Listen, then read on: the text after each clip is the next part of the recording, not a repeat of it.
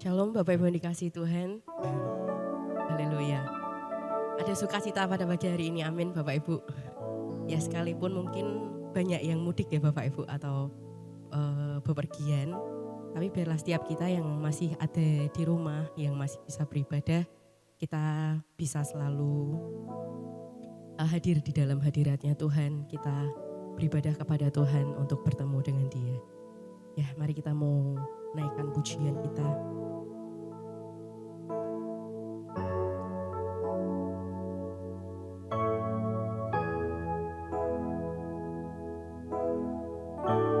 Biarlah kami Tuhan boleh masuk ke hadirat-Mu Yesus lebih dalam lagi Tuhan. Ini pujian kami Yesus, ini sembah dan syukur kami Tuhan hanya kepada-Mu Yesus.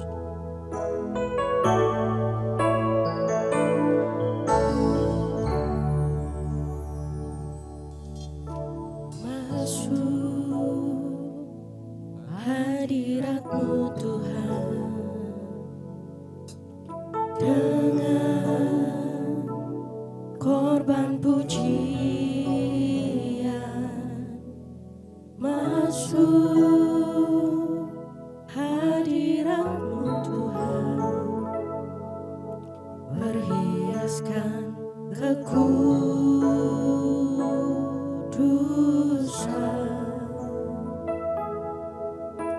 di hadapan hadirat-Mu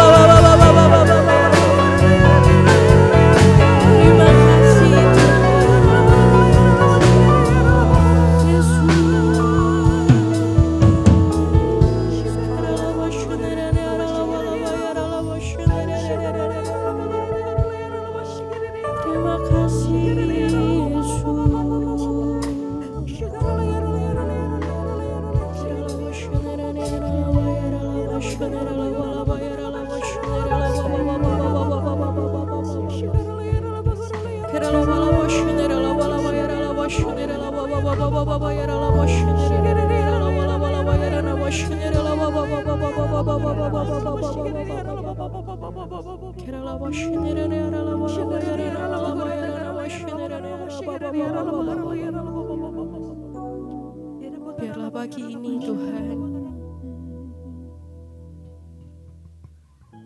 kami boleh mengalami perjumpaan pribadi lepas pribadi Tuhan.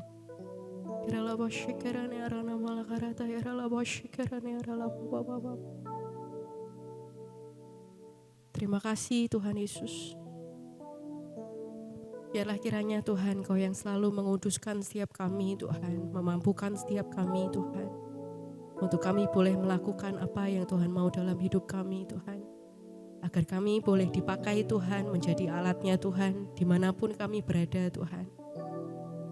Sebab hanya dengan kekudusanlah Tuhan, kami dimampukan Tuhan untuk melakukannya. Setiap visi, misi, apapun itu Tuhan yang Tuhan taruh dalam setiap kehidupan kami. Terima kasih Tuhan Yesus, kuatkan iman kami Tuhan, mampukan kami selalu Tuhan. Biarlah kami selalu terhubung denganmu Bapa, biarlah kami boleh terus Tuhan tahu mendengar setiap apa yang menjadi kehendak-Mu dalam hidup kami. Terima kasih Tuhan, terima kasih. Tuhan Yesus yang berkati setiap kami Tuhan di tempat ini, biarlah kami boleh lebih lagi Tuhan untuk memuji, memuliakan nama Tuhan dengan hati yang penuh dengan sukacita dan juga damai sejahtera yang daripada-Mu Bapa. Terima kasih Tuhan, dan kami semua yang siap untuk diberkati Tuhan dan memuji Tuhan lebih lagi, kita mau sama-sama katakan amin. Haleluya. Beri kemuliaan buat Tuhan kita Bapak. Haleluya. Silakan duduk Bapak Ibu yang dikasihi Tuhan. Ya, kita datang Bapak Ibu di dunia ini untuk memenuhi setiap panggilan kita di dalam Tuhan. Amin. Haleluya.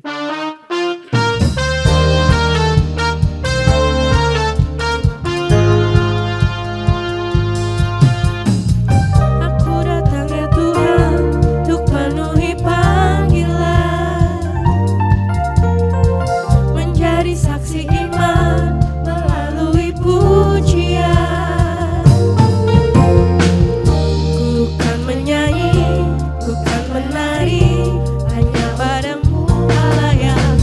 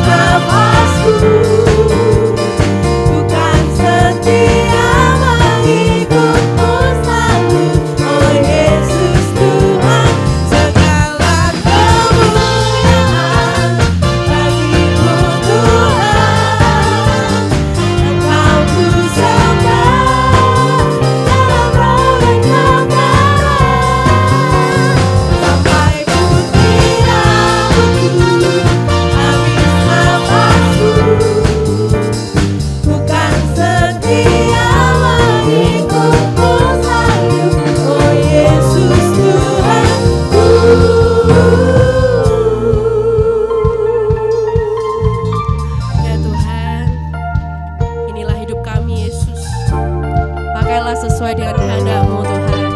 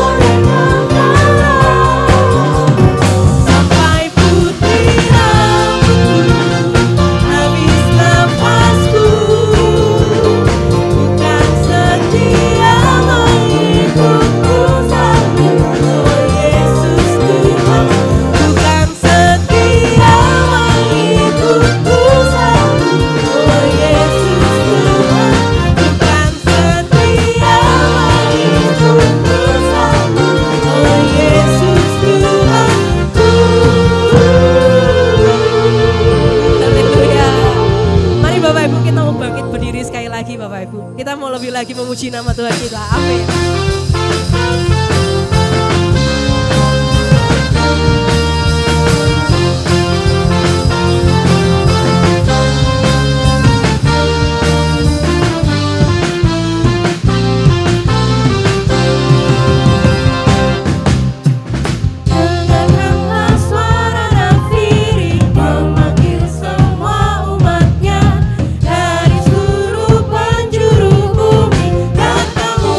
Untuk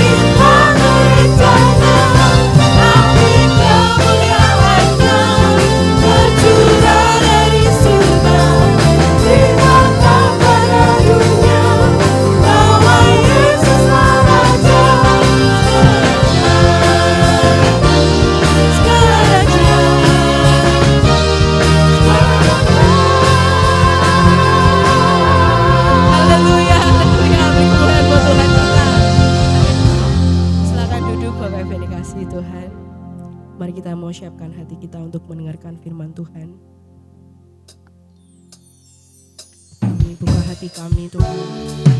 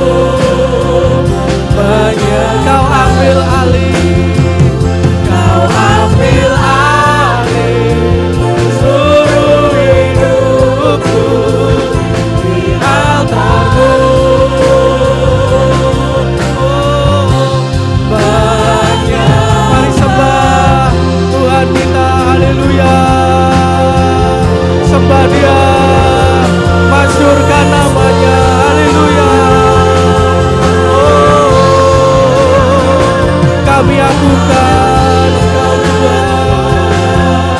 Engkau yang layak disembah, yang layak ditinggikan. Terpujilah Tuhan selamanya. Haleluya.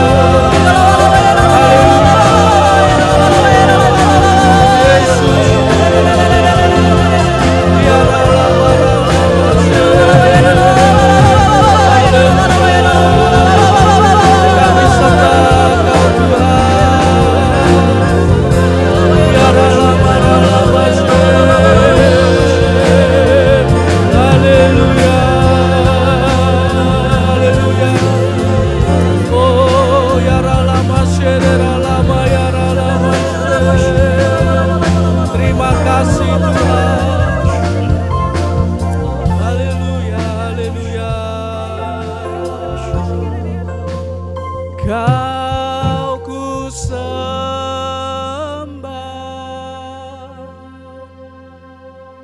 Kau ku sembah,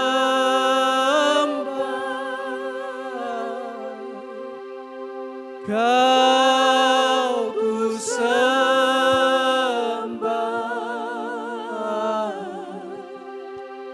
oh Tuhan. Kau ku sembah, Kau ku sembah, hanya Kau Tuhan. Kau ku sembah, Kau ku sembah Tuhan. Kau ku sembah,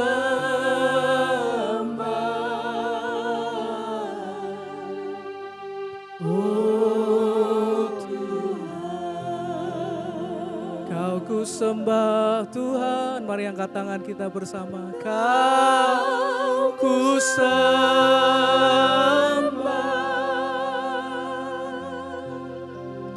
Kau ku sembah,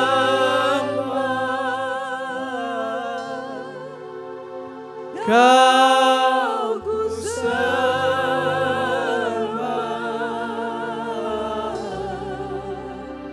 oh Tuhan, ya hanya Kau Tuhan. Kau ku sembah, haleluya. Kau ku sembah,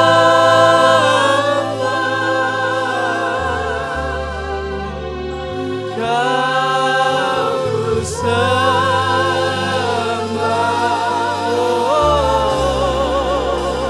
oh Tuhan.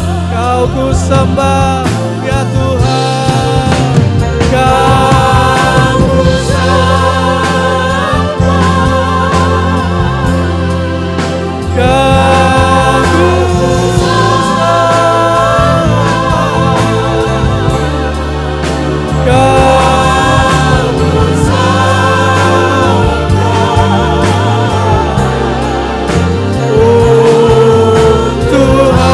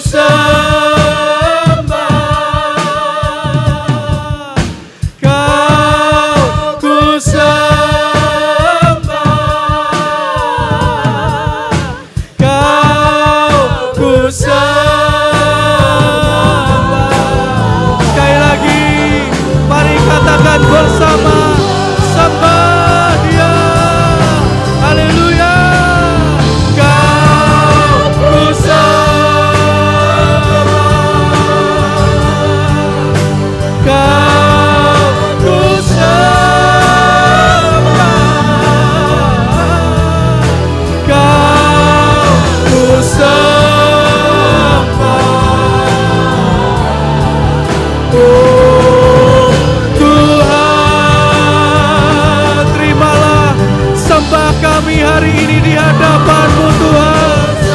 Oh haleluya, Kau ku sembah, Kau ku sembah,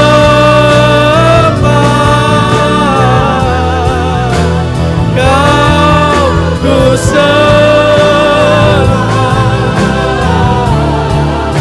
Oh Tuhan, Kau ku sembah, Kau ku sembah.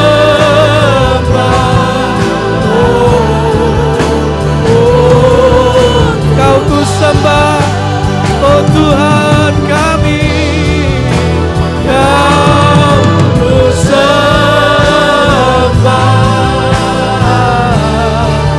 oh Tuhan. Haleluya. We worship you, we praise you, we adore you, we love you Jesus. Haleluya, haleluya, haleluya, haleluya, haleluya. Terima kasih Tuhan. Oh Jesus,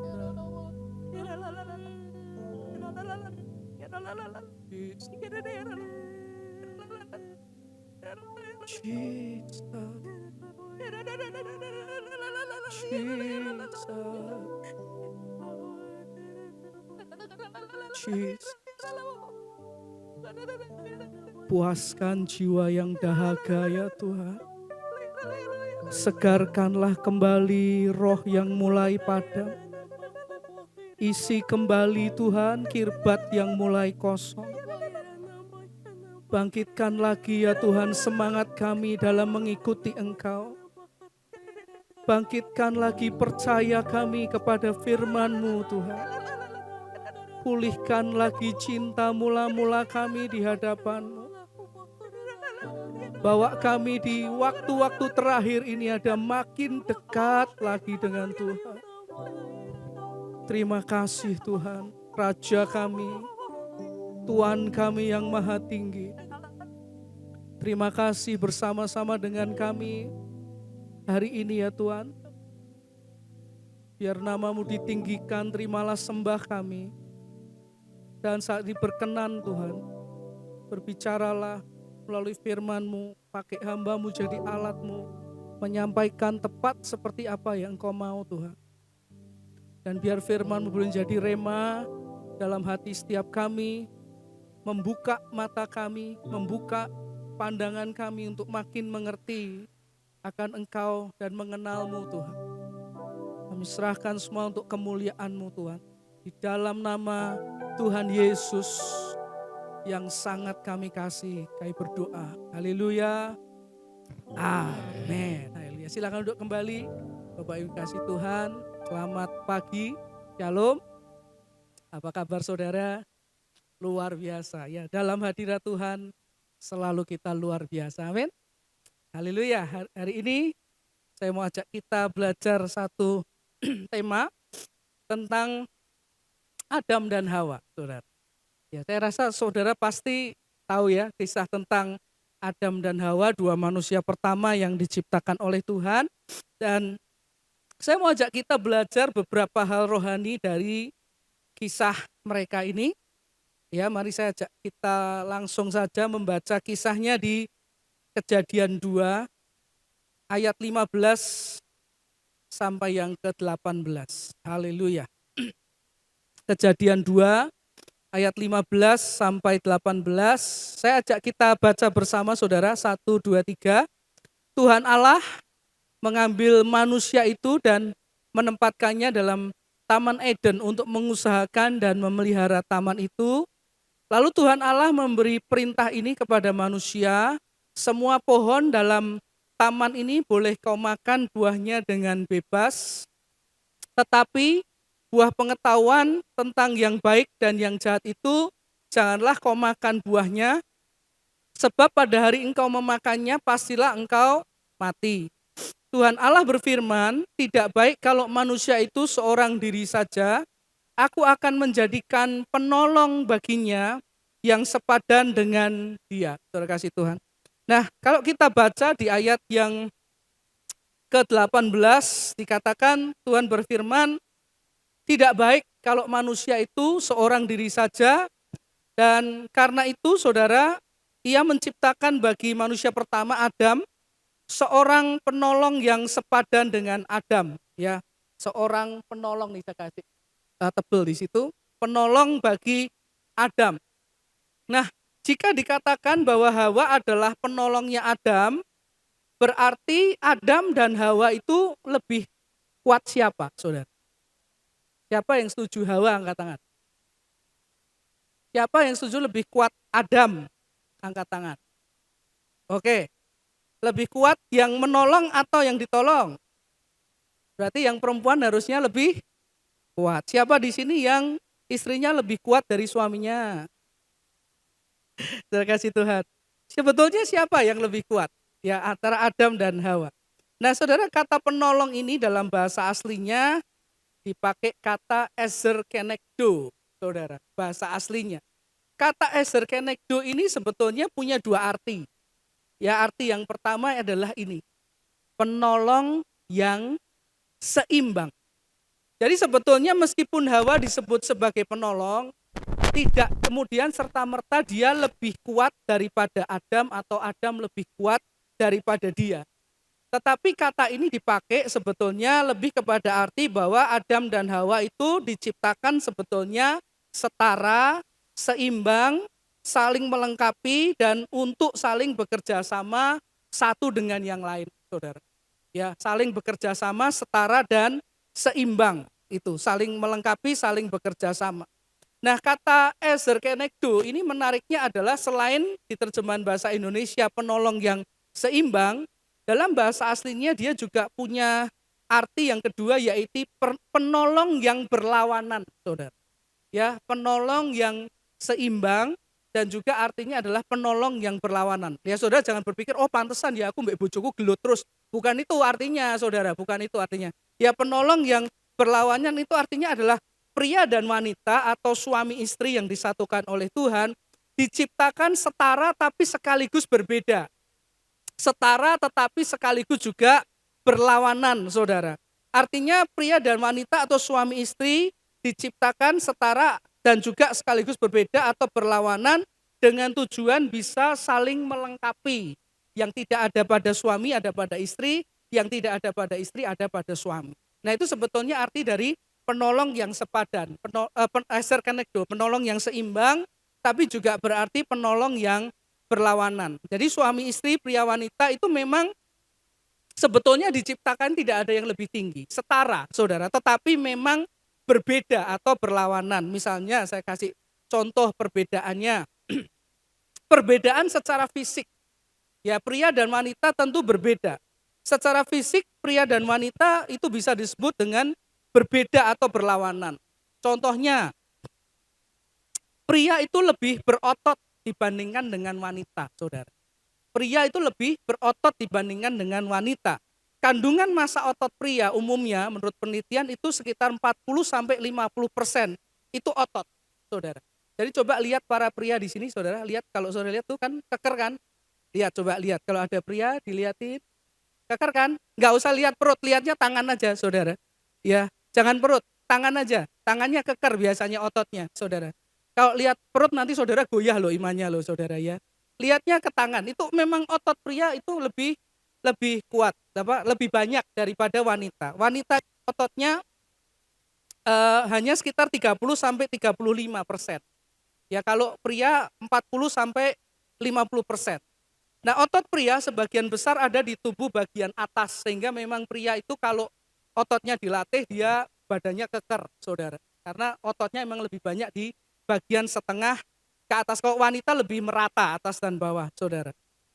Ya, itu bedanya. Secara fisik pria-pria biasanya lebih kekar, lebih berotot dibandingkan dengan wanita. Nah, sementara menurut penelitian wanita secara umum apa yang lebih banyak dibandingkan pria? Lemaknya, saudara. Menurut penelitian, wanita punya kandungan lemak lebih tinggi daripada pria, saudara. Kandungan wanita itu secara umum 25% sampai 30%. itu lemak, saudara. Kalau pria 18 sampai 25%. Nah, lalu apakah ini artinya jelek? Ya enggak, saudara. Apa dampaknya bagi fisik wanita? Kandungan lemak wanita yang lebih tinggi, salah satunya fungsinya menjadikan kulit wanita jadi lebih halus dibandingkan dengan pria. Ya, kulitnya jadi lebih lembut, lebih kencang dan lebih kenyal dibandingkan dengan Pak pria, saudara. Ini perbedaan berlawanan tapi bagus, saling melengkapi. Coba saya tanya kepada para bapak, mau nggak punya istri yang sama kekarnya dengan saudara? Nggak mau kan? Ya enaknya ya punya istri yang kulitnya lebih halus, lebih lembut. Itu oke, saudara. Ya bagaimana juga dengan para wanita, kalau nanti punya suami, mau suami yang kulitnya selembut Anda gitu, mulus, mau saudara? Nggak mau kan? Nggak mau kan, saudara? Bawa tasnya sama-sama gini, nggak mau kan, saudara? Ya kan lebih senang kalau gini kan. Nah, laki gitu, saudara. Ya berbeda, setara, berlawanan, tapi bagus, saling melengkapi, saling bekerja sama, saudara. Ini contoh pertama. Yang kedua, contohnya adalah di perbedaan kekuatan. Ya, pria dan wanita diciptakan dengan kekuatan yang berbeda. Pria biasanya lebih kuat di kekuatan otot atau fisik dibandingkan dengan wanita, saudara. Kalau ajak panco ya kemungkinan besar pria yang menang, saudara. Tetapi bukan berarti pria tidak bisa dikalahkan oleh wanita, saudara. Karena wanita punya kekuatan yang namanya bisa digambarkan dengan kelembutan, saudara. Kelembutan seorang wanita, saudara. Dan tidak jarang kelembutan wanita mengalahkan otot pria yang gede-gede itu, saudara. Contohnya apa? Contohnya kalau pria lagi jatuh cinta dengan seorang wanita, ya, dia jatuh cinta, lihat-lihatan sama wanitanya, disenyumin, dikedipin, saudara. Wah, sudah ototnya bisa tidak bekerja dengan baik, saudara. Bisa lemes itu, saudara. Meskipun ototnya gede, tapi kalau lagi jatuh cinta, ototnya bisa kalah dengan senyuman wanita yang dia cintai, yang dia taksir. Alkitab kasih satu contoh yang bagus, saudara, yaitu Simpson dan Delila. Kalau kita bicara otot, Simpson jelas tidak usah diragukan. Ya, gerbang kota yang segede gini, saudara, yang gede banget buat nutup benteng kota, dia gendong, saudara, nggak cuma digendong dijatuhin, dia gendong naik ke atas bukit. Ini otot kawat balung besi, saudara. Simpson, ya, lawan 1.000 tentara, bukan lawan 1.000 anak balita. Lawan 1.000 tentara, nggak usah pakai pedang, nggak usah pakai tombak, nggak usah pakai senapan shotgun, nggak usah pakai AK-47, saudara. Cukup pakai rahang keledai aja, tulang rahang keledai satu, 1.000 orang dia bunuh, saudara. Dengan satu itu aja, pukuli satu-satu 1.000 orang, mati, saudara. Tapi Alkitab mencatat kapan Simpson kalah? Waktu ketemu dengan Delila. Tahukah saudara apa arti nama Delila? Lemah dan lembut, saudara. Arti nama Delila itu feeble, lemah dan lembut. Simpson boleh punya otot kawat balung besi. Tapi waktu dia jatuh cinta dengan Delila yang lemah dan lembut, otot kawat balung besinya Simpson jadi bandeng presto duri lunak, saudara. Ya, dibelai, tidur, saudara. Begitu grok, cukur, habis, saudara. Matilah dia. Jadi Bapak Ibu, di contoh kedua, bagaimana Tuhan menciptakan laki-laki dan perempuan berbeda, setara tapi berbeda, berlawanan, saudara. Punya kekuatannya masing-masing, saudara kasih, ya, punya kekuatan masing-masing. Lalu ini saudara, satu lagi contohnya, perbedaan pria dan wanita dalam cara berbicara. Kalau ketahanan ngomong pria dan wanita menang mana? Saya nggak bilang, saudara. Saudara yang bilang loh ya.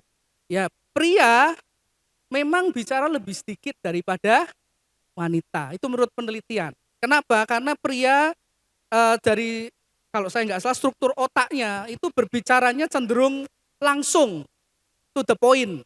Ya, kalau contoh sederhana, kalau pergi mall, mau beli sandal, ya dia datang parkir, cari toko sandal, terus cari sandal, nggak lihat sepatu, dia belinya sandal, nggak lihat kaos kaki, cari sandal, dia seneng, bayar, terus ngapain?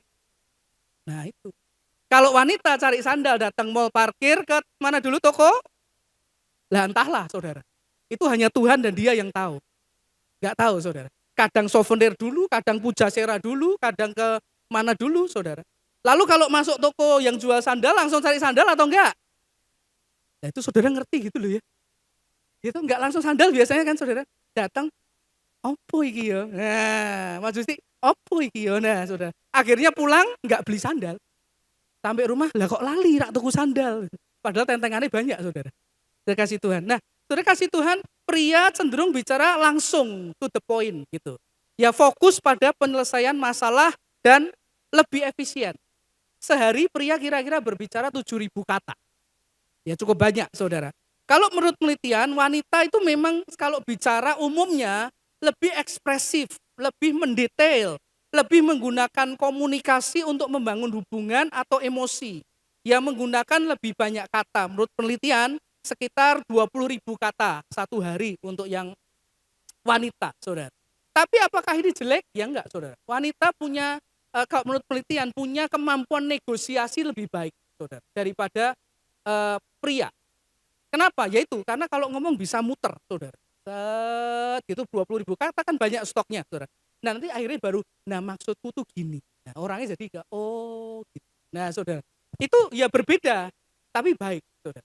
Kalau wanita jadi guru, baik, saudara. Ya bisa menjelaskan dengan detail. Ya diciptakan berbeda, tapi bisa setara, seimbang, tetapi berbeda. Jadi poin pertama yang kita bisa belajar dari Adam dan Hawa adalah ini. Adam dan Hawa atau pria dan wanita tidak ada yang lebih kuat, saudara. Tidak ada yang lebih hebat. Mereka ini, Anda dan saya, pria wanita, saudara, diciptakan Tuhan setara, seimbang, sekaligus punya perbedaan atau berlawanan supaya bisa berfungsi dengan maksimal, saling menolong, saling bekerja sama dan saling melengkapi, ya saudara.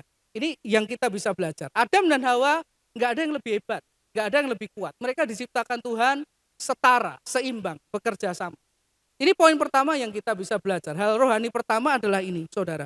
Nah sekarang saya mau ajak kita lihat hal kedua, apa yang dapat kita pelajari dari kisah Adam dan Hawa. Saya mau ajak kita melihat di Kejadian 3 ayat 1 sampai yang ke-7 ya saudara. Yuk kita baca bersama ya, Kejadian 3 ayat 1 sampai yang ke-7. Kalau mungkin terlalu kecil bisa buka di Alkitab saudara. Kita baca 1, 2, 3. Adapun ular ialah yang paling cerdik dari segala binatang di darat yang dijadikan oleh Tuhan Allah. Ular itu berkata kepada perempuan itu, tentulah Allah berfirman, semua pohon dalam taman ini jangan kamu makan, buahnya bukan. Lalu sahut perempuan itu kepada ular itu, buah pohon-pohonan dalam taman ini boleh kami makan, ayat 3. Tetapi tentang buah pohon yang ada di tengah-tengah taman, Allah berfirman, jangan kamu makan ataupun raba buah itu, nanti kamu mati. Tetapi ular itu berkata kepada perempuan itu, sekali-kali kamu tidak akan mati, tetapi Allah mengetahui bahwa pada waktu kamu memakannya, matamu akan terbuka dan kamu akan menjadi seperti Allah, tahu tentang yang baik dan yang oke. Perempuan itu melihat bahwa buah pohon itu baik untuk dimakan dan sedap kelihatannya. Lagi pula pohon itu menarik hati karena memberi pengertian. Lalu ia mengambil dari buahnya dan dimakannya dan diberikannya juga kepada suaminya yang bersama-sama dengan dia dan suaminya pun memakannya. Maka terbukalah mata mereka berdua dan mereka tahu bahwa mereka telanjang, lalu mereka menyemat daun pohon ara dan membuat cawat, saudara kasih Tuhan. Nah ini tentang kejatuhan manusia ke dalam dosa. Ya kita baru saja membaca kisah Adam dan Hawa jatuh dalam dosa di ayat-ayat ini, saudara. Nah saudara kalau kita ingat di poin pertama tadi, Adam dan Hawa, pria dan wanita, itu diciptakan seimbang. Ya, diciptakan setara, diciptakan sepadan, meskipun ada perbedaan, tetapi tidak membuat mereka yang satu lebih lemah daripada yang lain atau yang satu lebih kuat daripada yang lain. Betul ya saudara, kita belajar di poin 1, Adam dan Hawa, pria dan wanita, itu diciptakan seimbang dan setara. Dari kisah ini, muncul satu pertanyaan ini. Kalau gitu, kenapa kok Hawa yang digoda? Apakah mengapa Hawa yang digoda oleh ular atau iblis? Kenapa tidak Adam? Bukankah mereka diciptakan setara? Mereka sepadan, mereka seimbang. Jadi sebetulnya kan nggak masalah kalau si setan godanya Adam dan bukan menggoda Hawa. Mengapa Hawa yang digoda? Bukan Adam. Mereka setara kok saudara, nggak ada yang lebih hebat. Bukan karena Hawa penolong jadi lebih hebat, nggak juga. Mereka setara, sepadan, seimbang. Tapi pertanyaannya nih, kenapa iblis godanya Hawa dan tidak godanya Adam? Apakah Adam lagi pergi hari itu? Enggak juga saudara. Ayat 6 tadi mengatakan setelah Hawa memakan buah terlarang, dia memberikan kepada suaminya yang bersama dengan dia. Jadi Adam ada di situ bersama dengan Hawa di tempat yang berdekatan mungkin saudara. Tetapi mengapa iblis memilih menggoda Hawa dan bukan Adam? Ada alasannya atau cuman kebetulan? Ataukah waktu mau menggoda iblis lihat Adam dan Hawa lalu dia cap cip cup kembang kuncup gitu? Cap cip cup kembang kuncup Hawa, ya Hawa yang digoda gitu? Atau ada alasannya? Setara seimbang tapi yang digoda kok Hawa, saudara. Saya menemukan ternyata ada alasannya, saudara. Kenapa kok Hawa yang digoda oleh ular setan ini, dan bukan Adam yang digoda, saudara. Alasannya apa? Alasannya ini, saudara. Karena ada perbedaan dari Adam dan Hawa dalam hal pengenalan akan Allah, saudara. Jadi saudara, ada perbedaan antara Adam dan Hawa dan ini nggak bicara soal fisik, nggak bicara soal jiwa, tapi bicara soal kerohanian, saudara kasih Tuhan. Yang berbeda dari Adam dan Hawa adalah perbedaan mereka mengenal Tuhan secara pribadi. Bagaimanapun, saudara, bagaimanapun, Adam hidup lebih lama daripada Hawa, saudara. Dan sejak Adam diciptakan sebelum ada Hawa, Adam sudah bergaul terus setiap hari, setiap saat dengan Tuhan. Sehingga bagaimanapun Adam punya tingkat pengenalan akan Tuhan yang jauh lebih dalam daripada Hawa. Dan tahukah saudara, tingkat pengenalan Adam akan Tuhan inilah yang membuat secara rohani Adam lebih kuat percayanya kepada Tuhan daripada Hawa, saudara. Ya, kita perlu mengerti bahwa tingkat pengenalan seseorang kepada Tuhan itu memberi dampak kepada tingkat kekuatan rasa percayanya kepada Tuhan dalam kehidupan orang itu, saudara kasih Tuhan.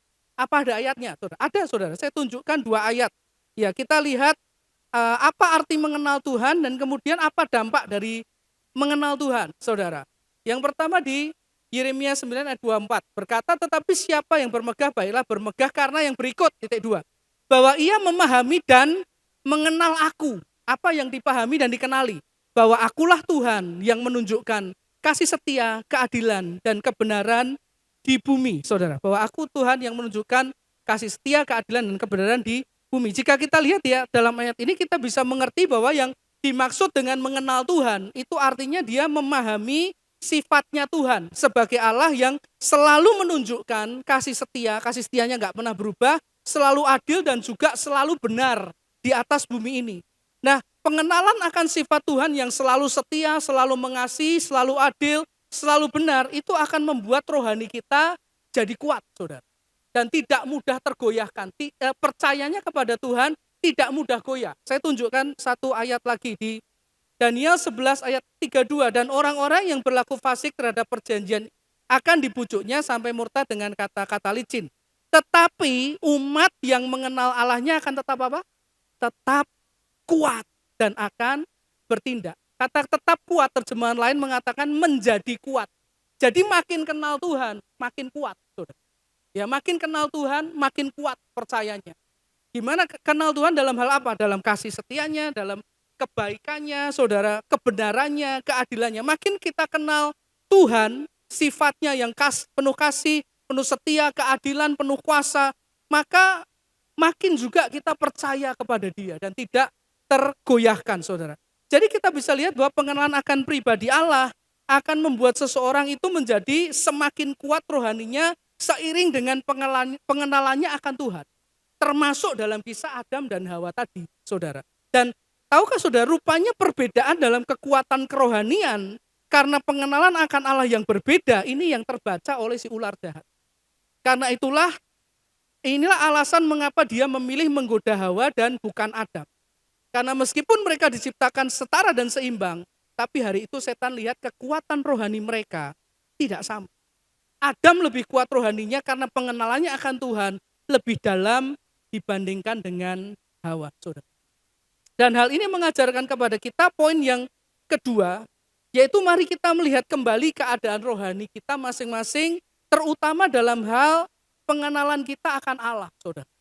Karena ini, saudara, poin kedua, pengenalan kita akan Allah mempengaruhi kekuatan rohani kita. Ketika kita berhadapan dengan godaan, tantangan, masalah, dan persoalan, pengenalan kita akan Allah akan mempengaruhi kuat atau tidak rohani kita ketika berhadapan dengan godaan atau masalah itu, saudara.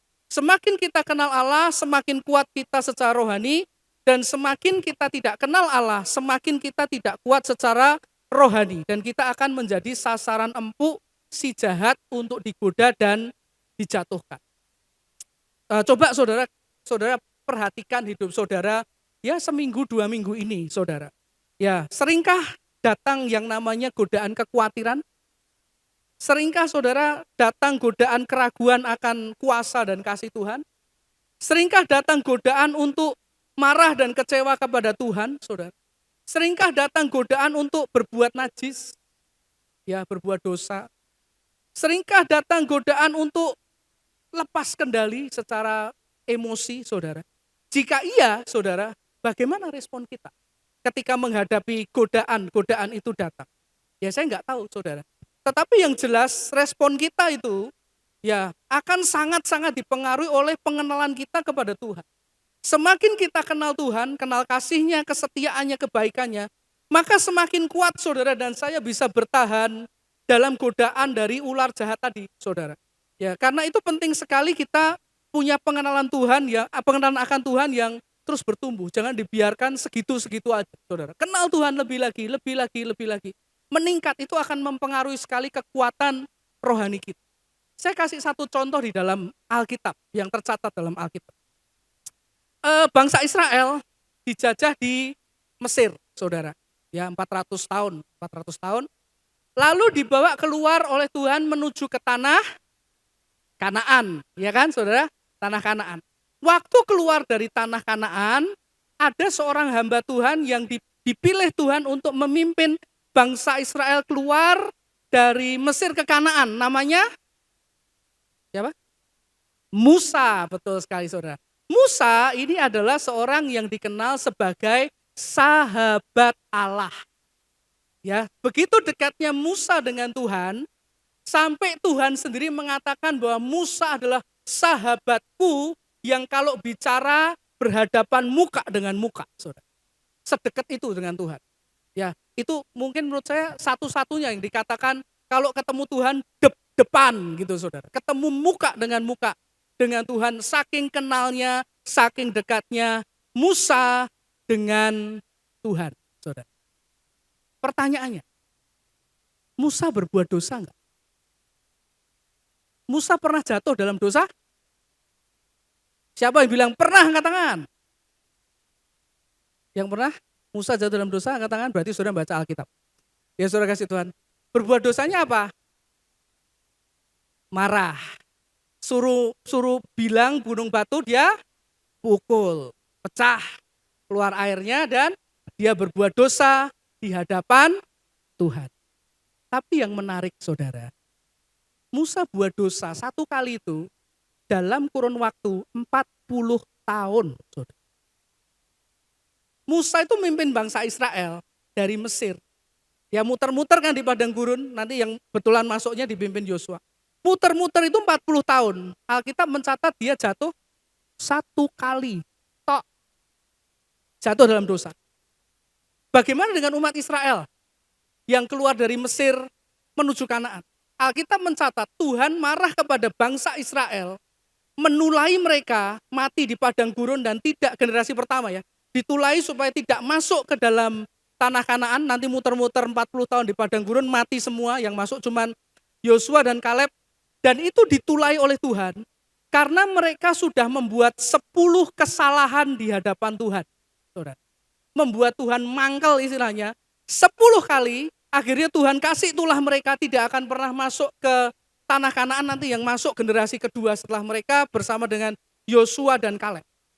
Yang menarik saudara, tulah itu diomongin Tuhan bukan di akhir 40 tahun. Di tahun kedua mereka keluar dari Mesir.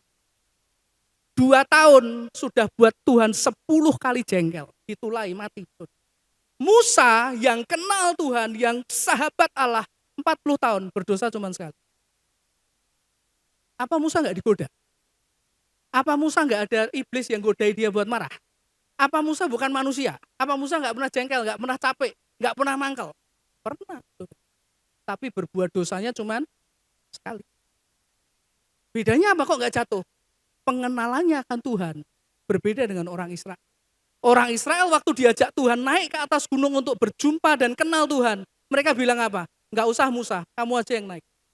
Kami nggak mau kenal Tuhan. Kamu aja yang naik. Cuma dalam 2 tahun ditulai Tuhan. Karena telah buat 10 kali Tuhan marah. Jengkel Tuhannya, tulai aja, dedet mati. Kasih. Jadi Bapak Ibu kasih Tuhan, pengenalan kita akan Allah mempengaruhi kekuatan rohani kita. Kalau kita berhenti mengenal Allah, nggak heran kita terus jatuh dalam dosa. Nggak pernah baca Alkitab, nggak pernah berdoa, nggak pernah bersekutu dengan Tuhan. Mau kenal Tuhan dari mana, saudara? Nggak pernah ngalami Tuhan. Jatuh bangun dalam dosa, lumrah, saudara. Karena memang cerita Alkitabnya memang begitu, Bapak Ibu kasih Tuhan. Jadi ini hal kedua yang kita bisa belajar dari kisah Adam dan Hawa. Pengenalan kita akan Tuhan, akan Allah, mempengaruhi kekuatan rohani Anda dan saya. Karena itu jangan stop, saudara. Berdoa, berjuang supaya makin kenal Tuhan. Supaya rohani kita makin kuat. Saudara. Ini hal kedua yang kita bisa belajar dari kisah Adam dan Hawa. Lalu yang ketiga, saudara. Dari kisah Adam dan Hawa kita bisa belajar satu hal lagi. Kita baca Kejadian 3 ayat 1, 2, dan 6. Adapun ular ialah yang paling cerdik dari segala binatang di darat yang dijadikan oleh Tuhan Allah. Ular itu berkata kepada perempuan itu, tentulah Allah berfirman, semua pohon dalam taman ini jangan kau makan buahnya, bukan? Lalu sahut perempuan itu kepada ular itu, buah pohon-pohonan dalam taman ini boleh kami makan. Ayat 6. Perempuan itu melihat bahwa buah pohon itu baik untuk dimakan dan sedap kelihatannya. Lagi pula pohon itu menarik hati karena memberi pengertian, lalu ia mengambil dari buahnya dan dimakannya dan diberikannya juga kepada suaminya yang bersama-sama dengan dia dan suaminya pun memakannya. Hal ketiga yang kita bisa belajar dari kisah Adam dan Hawa adalah ini. Jangan pernah memberikan kesempatan kepada iblis. Jangan pernah memberikan kesempatan kepada iblis. Saudara kasih Tuhan, kalau kita baca kisah Adam dan Hawa dan ditanya, mengapa manusia jatuh ke dalam dosa? Alasannya adalah karena Hawa memberikan kesempatan kepada iblis untuk berkomunikasi atau berinteraksi dengan dia. Ya, coba bayangkan hari itu jika Hawa tidak pernah menjawab pertanyaan pertama yang dilontarkan iblis kepadanya. Mungkin hari ini kita semua masih ada di Taman Eden. Katakanlah ular bertanya kepada Hawa, tentulah Tuhan Allah berfirman bla bla bla bla, dan Hawa cuma ngeliatin whatever, tinggal pergi. Saudara, nggak jatuh. Saudara. Kenapa jatuh? Karena dia mengizinkan ada kesempatan berinteraksi dengan setan, saudara. Kalau kita baca di Kejadian tadi dikatakan bahwa Hawa berkomunikasi dengan ular setan. Dan dari komunikasi satu itu, ular membujuk dia sampai akhirnya dia dan suaminya jatuh ke dalam dosa. Nah saudara, saya mau tanya kepada saudara gini. Pertanyaannya gini. Sebelum ada Hawa di Taman Eden, sebelum ada Hawa di Taman Eden, ketika Taman Eden cuma ada Adam, ya belum ada Hawa. Ular setan itu sudah ada di Taman Eden atau belum? Ataukah ular itu baru ada setelah Hawa ada di Taman Eden?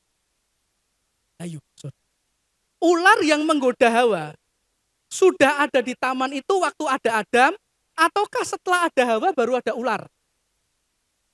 Kalau saudara baca tafsiran-tafsiran saudara, ya yang saya baca, dikatakan bahwa sebelum ada Hawa, ular jahat itu sudah ada di taman, sudah ada di taman Firdaus.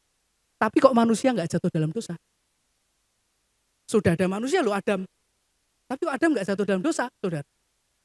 Kenapa sudah ada ularnya, sudah ada penggodanya? Adamnya kok nggak jatuh, saudara? Karena Alkitab tidak pernah mencatat Adam berkomunikasi dengan itu setan, saudara. Adam tidak pernah kasih satu kesempatan pun untuk ngomong dengan setan. Saudara kasih Tuhan. Waktu yang Adam punya, dia pakai untuk mengenal Tuhan, mengenal Tuhan, mengenal Tuhan. Dan rupanya pengenalan Adam akan Tuhan membuatnya tidak pernah mau memberikan kesempatan kepada setan untuk bicara kepada, untuk berinteraksi dengan dia. Sementara Hawa yang waktu itu belum sekenal Adam, kasih satu kesempatan ular setan berinteraksi dengan dia. Dan akhirnya itu membawa manusia sampai hari ini jatuh dalam dosa. Saudara kasih Tuhan. Nah hal ini saudara, kisah Adam dan Hawa penting menjadi kewaspadaan kita anak-anak Tuhan. Mengapa? Karena ada banyak anak Tuhan tidak mau terus belajar mengenal Tuhan, tapi di sisi lain memberikan banyak kesempatan si jahat masuk dalam hidupnya. Saudara kasih Tuhan. Melalui dosa yang dia lakukan, ketidaktaatan kepada kehendak Tuhan, hidup dalam kenajisan, menolak membaca firman, menolak persekutuan dengan Tuhan, menolak hidup dalam kekudusan, menolak bertobat, mainan media sosial terus berjam-jam tiap hari, saudara. Itu celah-celah yang bisa dipakai untuk kita berinteraksi dengan kuasa-kuasa kegelapan, saudara yang kasih Tuhan. Tapi urusan mengenal Tuhan dikesampingkan, dinantikan, saudara, nantilah gitu ya, urutan terakhir lah, kalau ada waktu lah. Nah itu gawat, saudara. Karena firman Tuhan mengajarkan dari Adam dan Hawa, jangan pernah kasih satu pun kesempatan buat iblis berinteraksi dengan Tuhan. Masuk dalam hidup, masuk dalam pikiranmu, dalam jiwamu, saudara. Ya, kisah kejatuhan manusia pertama mengingatkan kita juga satu hal ini. Bahwa jika satu kesempatan yang diberikan Hawa kepada setan dipakai oleh si ular setan untuk menjatuhkan Adam dan Hawa ke dalam dosa. Lalu apa yang akan terjadi jika anak-anak Tuhan berkali-kali dalam hidupnya memberikan kesempatan kepada si jahat untuk masuk di jiwa mereka? Ya tentu saja yang dilakukan seperti yang dia lakukan ke Hawa. Yang pertama, dipengaruhi pikirannya, dipengaruhi perasaannya, dan kehendak mereka. Sudah dipengaruhi, mulai meragukan kebenaran firman Tuhan, mulai curiga kepada Tuhan, mulai merasa Tuhan gak adil, Tuhan jahat, mulai marah dan kecewa kepada Tuhan, dan akhirnya melakukan hal yang menyakiti hati Tuhan dan memberontak kepada Tuhan. Persis seperti Hawa, saudara, yang dilakukan di Taman Eden. Dan gak berhenti sampai di situ, sama juga yang terjadi pada Hawa, orang yang terpengaruh seperti ini akan kemudian juga seperti Hawa, dipakai untuk menjatuhkan orang lain juga ke dalam dosa melalui perkataan dan perbuatan yang dilakukan. Misalnya, dia buka celah buat setan nih. Setan masukin pikiran negatif buat si suami katakanlah. Si suami enggak sungguh-sungguh dalam Tuhan, dipengaruhi setan, pikirannya negatif. Lalu si istrinya mungkin lebih kuat. Tapi suaminya akan kalau ketemu istrinya ngomong hal yang negatif. Bertindak negatif, pikiran negatif dia tembak terus ke istrinya. Satu titik, si istri waktu lemah, dia jatuh. Dia juga akan berpikir, iya ya, Tuhan kok enggak baik ya sama kita ya. Aku sudah setia loh selama ini, aku sudah kebaktian, sudah kasih perpuluhan, sudah ini, sudah itu, kok doaku enggak dijawab. Dari mana sebetulnya? Kenapa dia lemah? Salah satu yang dipakai ya ini, saudara, yang enggak kenal Tuhan ini, yang enggak bertumbuh, yang kasih terus kesempatan kepada iblis dalam hidupnya, terus ditembakkan ke yang hidupnya lebih benar. Supaya yang hidupnya lebih benar ikutan jatuh. Sama kayak Hawa kepada Adam. Saudara kasih Tuhan. Jadi ini hal ketiga yang perlu sangat kita mengerti dari kisah Adam dan Hawa. Jangan kasih kesempatan, saudara. Ular iblis dalam hidup kita. Baik itu di jiwa, pikiran kita, saudara. Jangan kasih kesempatan.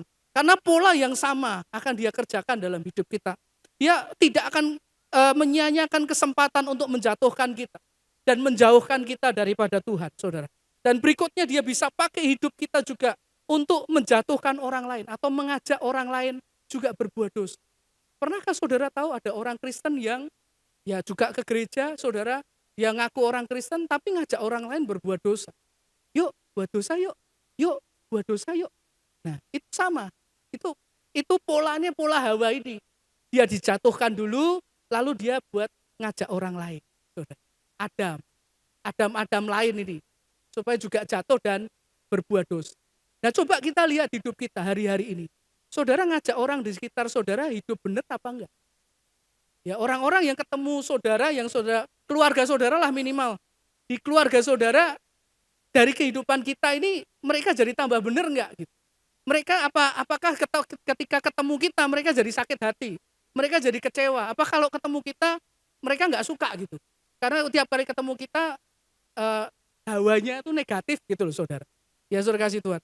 Jadi ini hal ketiga yang perlu kita mengerti saudara. Mari kita berjuang menjadi seperti yang Tuhan kehendaki, saudara. Mengejar kekudusan dan kebenaran di hadapan Tuhan, mengejar pengenalan akan Tuhan. Meskipun saya tahu memang tidak mudah, memang tidak gampang, tapi ini mari kita kejar dalam hidup kita, supaya kita punya kerohanian yang lebih kuat lagi di hadapan Tuhan. Mari kita memiliki tekad dan berdoa agar dalam hidup kita itu ada kebangkitan kekudusan gitu, saudara.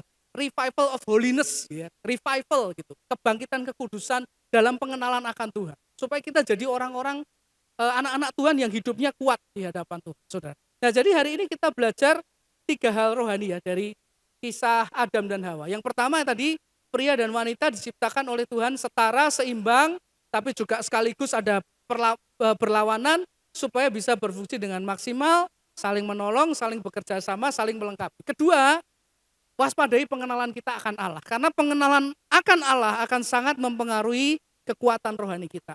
Ketiga, jangan pernah memberi kesempatan sekecil apapun kepada iblis, karena bisa sangat berbahaya bagi hidup kita. Kalau hari ini ada orang merasa aku masih kasih kesempatan nih kepada setan masuk dalam hidupku, ya hari ini bertobat.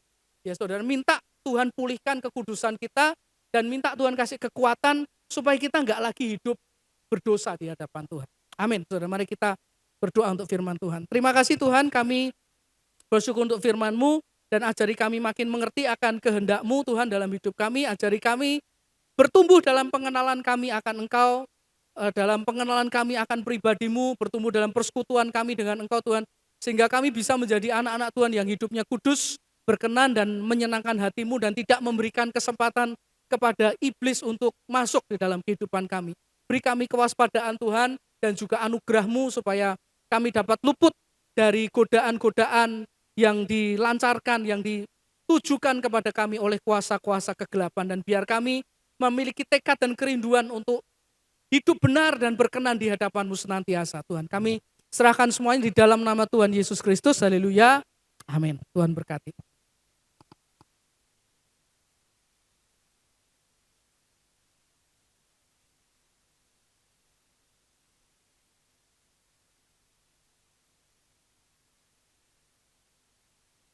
Ya, shalom jemaat yang dikasihi Tuhan.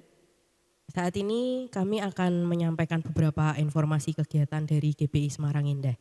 Informasi yang pertama, ibadah raya onsite minggu depan, itu tanggal 29 Maret 2026, diadakan pada pukul 8 pagi, dan firman Tuhan akan disampaikan oleh Pendeta Madye Samuel Lloyd Prayitno.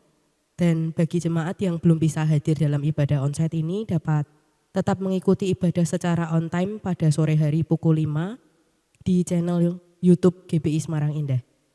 Kemudian info retreat, GPI Semarang Indah akan mengadakan retreat dengan tema Revival in My Heart yang akan dilayani oleh Bapak Pendeta Stefanus Suyono. Retreat ini akan diadakan pada Minggu 13 Mei 2026 sampai hari Senin tanggal 1 Juni 2026. Itu diadakan pada tanggal merah Bapak Ibu dan hari libur. Bertempat di Rumah Retreat Shalom Bandungan. Adapun kontribusi untuk mengikuti retreat ini adalah minimal sebesar Rp100.000 per orang untuk jemaat internal, sedangkan untuk non-jemaat kontribusinya sebesar Rp300.000 per orang. Bapak Ibu dapat mendaftarkan diri Anda pada counter retreat yang ada di pintu keluar gereja ketika Bapak Ibu akan pulang.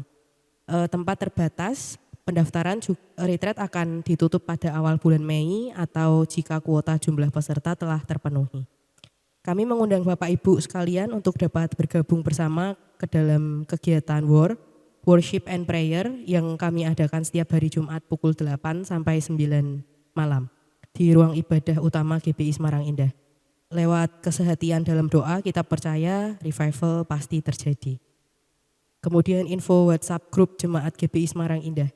Bagi Bapak Ibu yang bersedia untuk bergabung dalam WhatsApp grup Jemaat GBI Semarang Indah, Bapak Ibu dapat men-scan QR kode WhatsApp grup yang ada di meja akses. Untuk kenyamanan pengguna, perlu juga kami sampaikan bahwa untuk WhatsApp grup jemaat bersifat satu arah, jadi hanya admin gereja yang bisa posting di grup jemaat. Bagi Bapak Ibu yang akan memberikan persembahan kasih dan mengembalikan persepuluhannya bagi pelayanan dan pekerjaan Tuhan, amplop persembahan dapat dimasukkan ke dalam kotak persembahan yang ada di pintu keluar gereja ketika Bapak Ibu akan pulang. Kemudian ada tambahan pengumuman dari Youth, dipersilahkan.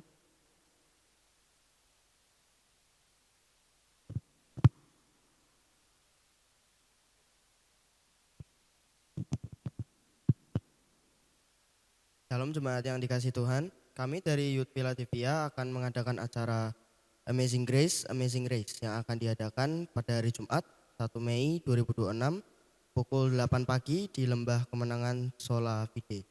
Acara ini akan dilayani oleh PDP Yohan Immanuel dan tim dari Bapak Jatmiko. Kami mengajak anak-anak muda dari kelas 6 SD sampai dengan kuliah untuk ikut serta dalam acara ini. Adapun kontribusi untuk acara ini sebesar Rp25.000 untuk internal, sedangkan untuk eksternal sebesar Rp50.000. Mari segera mendaftarkan diri pada counter pendaftaran di belakang atau bisa menghubungi Kak Stefani 0821 3710 7703. Karena tempat terbatas. Untuk informasi lengkap dapat melihat pada Instagram kami @youthphiladelphia_official. Mari bersama-sama memuji Tuhan dan bersenang-senang bersama kami. See you and God bless you. Baik, sebelum menerima doa berkat, mari kita akan mengakhiri ibadah kita. Mari kita mau bangkit berdiri Bapak Ibu, kita mau pujikan pujian sekali lagi.